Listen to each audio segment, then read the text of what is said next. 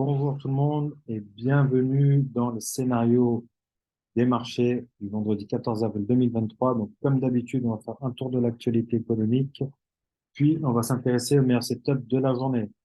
Donc, on a eu à 14h30 aujourd'hui des annonces sur les US. Donc, on va tout de suite aller sur les marchés indiciels. On va commencer par l'Allemagne, le DAX 40.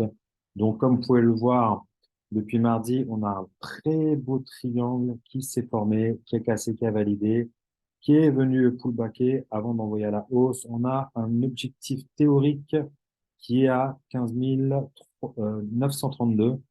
Voilà, avec un stop sous le plus bas à 15 668. Voilà pour l'Allemagne. Donc, on est clairement haussier sur les indices. Concernant l'US 700,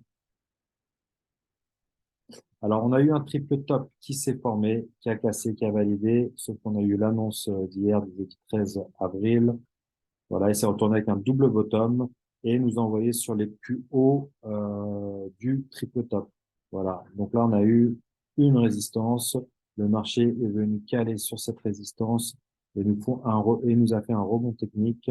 Donc pour le moment, on ne fait pas grand-chose. Il faudra attendre parce que le marché vienne recasser les 13 113 avant de se positionner à la hausse.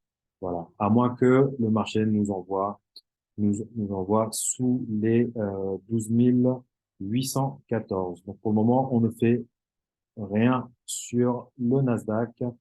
Concernant le S&P 500, alors lui, il nous a fait un très beau triangle acheteur. Il a cassé et il est venu pullbacker. Voilà, donc très intéressant.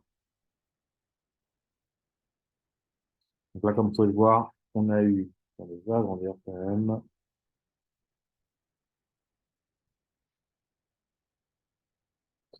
On a le pullback qui est juste ici.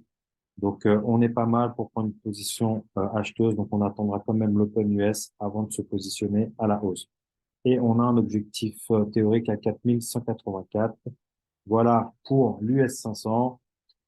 Concernant le gold, donc l'or, on a eu un excès sur son support oblique. C'était lundi. Et par la suite, nous a fait une épaule-tête-épaule inversée.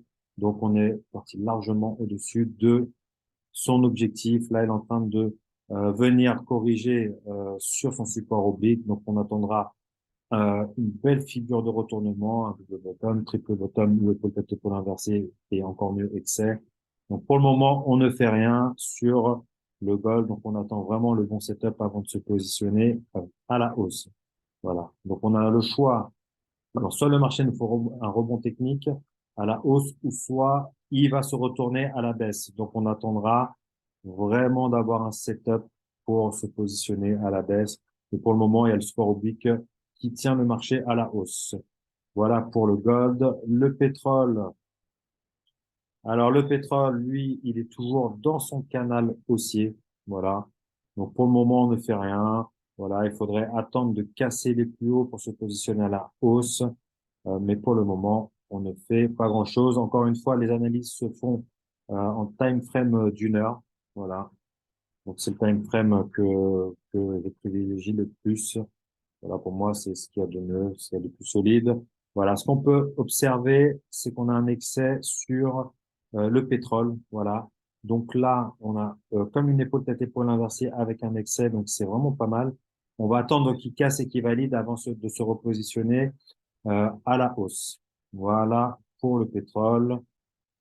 Et concernant l'Ether, voilà, le marché il est clairement haussier. Voilà, là, les crypto-monnaies reprennent vraiment de la force. Là, on a eu un drapeau et on a eu un mât, voilà, et son drapeau, mais il n'a pas réussi à casser par le haut. Donc, pour le moment, on ne fait pas grand-chose. On va attendre une correction avant de se positionner à la hausse. Donc, une belle correction avec un excès ou une figure de retournement haussière.